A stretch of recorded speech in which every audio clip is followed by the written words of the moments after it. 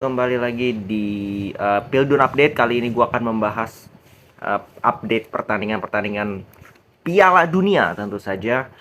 Kita langsung aja mulai. Ya, Tunisia menang kalah 1-0 lawan Australia. Gue nggak nonton jadi gue nggak bisa terlalu bahas.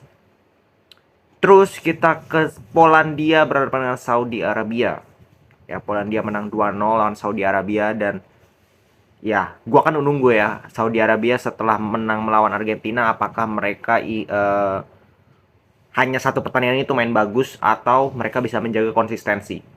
Ternyata begitu juga dengan Poland. Poland gue nonton pada saat lawan Meksiko, mainnya nggak impress juga gue.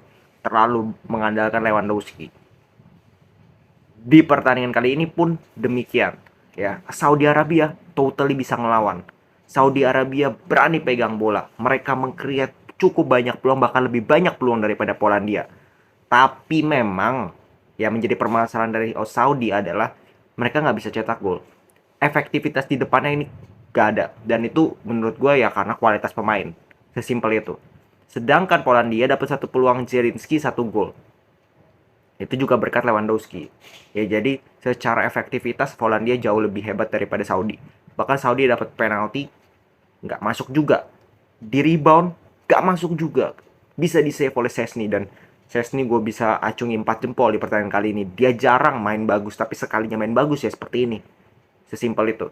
Ya, dia bisa melakukan sangat banyak save, bukan cukup banyak save, 5 save, dan krusial sekali. Ya, ada beberapa peluang emas dari Saudi yang harusnya bisa menjadi gol, tapi dia bisa menyelamatkan. Ya, dan ya gue bilang ada kurang beruntung, iya kalau gue bilang ya, tapi Poland juga di babak kedua kan mereka dapat 2 kali mistar, ya 2 kali tiang lah. Jadi gue sih agak menyayangkan dalam arti Saudi tidak bisa cetak gol ya. Mereka layak mendapatkan gol karena mereka bermain lebih baik kalau menurut gue dibandingkan Poland. Mereka menguasai bola lebih banyak, mengcreate peluang juga lebih banyak, tapi memang karena kualitas pemain, finishing mereka buruk, dan kebanyakan final pass mereka juga tidak sampai. Itu yang gue sayangkan. Oke, jadi di grup C ini tambah seru karena Poland berada di peringkat 1 sementara dengan 4 poin, Saudi di peringkat 3 dengan 3 poin. Karena di pertandingan lain, Argentina menang 2-0 lawan Meksiko. Nah, ini yang seru nih karena ini laga hidup mati Argentina. Argentina harus menang untuk bisa menjaga asa mereka lolos, dan mereka menang 2-0. Kita bahas tuh dari starting lineup ya.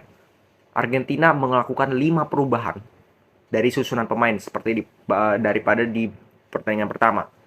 Lautaro, Lisandro main, Acuña main di kiri, Montiel main di kanan, Rodriguez main di tengah, McAllister pemain dari Brighton main, dan juga seorang, udah itu ya 5 pemain. Berarti McAllister, Rodriguez, Martinez, Montiel, Acuña 5.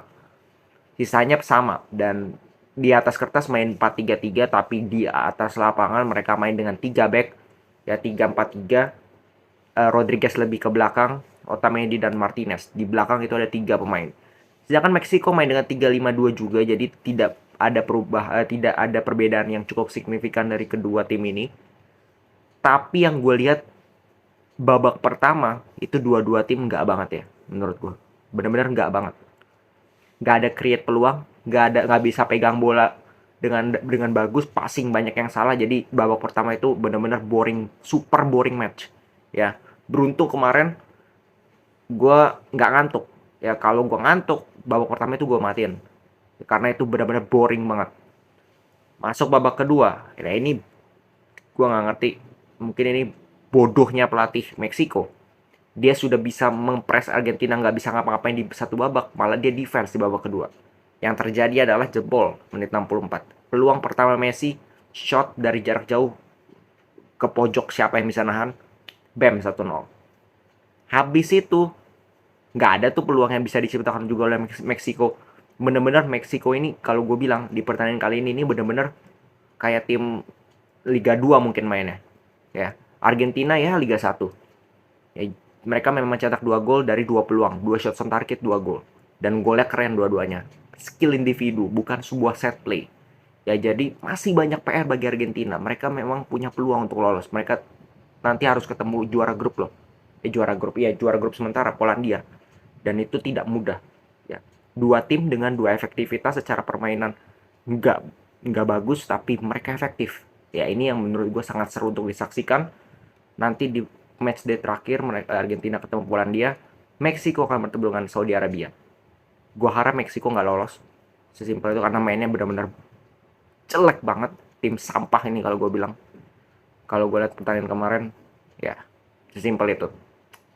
Jadi ya selamat untuk Argentina, Messi kembali lagi menjadi pemain pertama ya 5 pagelaran asis, mencetak asis. Kemarin Ronaldo 5 gol, 5 pagelaran mencetak gol, Messi 5 pagelaran mencetak asis. Memang dua pemain terbaik di dunia sepanjang masa ya. Jadi sangat layak dan terlalu digendong Messi kalau gue bilang Argentina ini. Kalau nggak ada Messi, ya mungkin mereka bisa nggak lolos grup. Terus terakhir Prancis Denmark 2-1 ya. Secara formasi nggak ada yang berubah dari Prancis, dan juga Denmark masukin si Lindstrom sama Damsgaard dari awal dengan Cornelius. Tapi juga ya Denmark juga nggak dapat banyak peluang. Prancis jauh lebih mendominasi secara peluang, walaupun secara ball possession kalah. Dan golnya itu kan harus di menit-menit terakhir juga ya dari kedua tim. Mbappe kerja sama dengan Theo bagus banget golnya. Andreas Christensen lewat corner, tapi Mbappe bisa cetak gol di menit 86 lewat crossing yang sangat bagus dari Griezmann. Jadi Prancis mematahkan kutukan juara tidak akan lolos fase grup. Mereka sudah pasti lolos fase grup dengan 6 poin. Jadi kita tinggal tunggu nanti siapa yang menemani Prancis antara Australia dan juga Denmark. Oke, segitu dulu pembahasan kali ini. Kita akan kembali lagi besok dengan Jerman Spanyol tentu saja. Oke, segitu dulu. Salam sepak bola.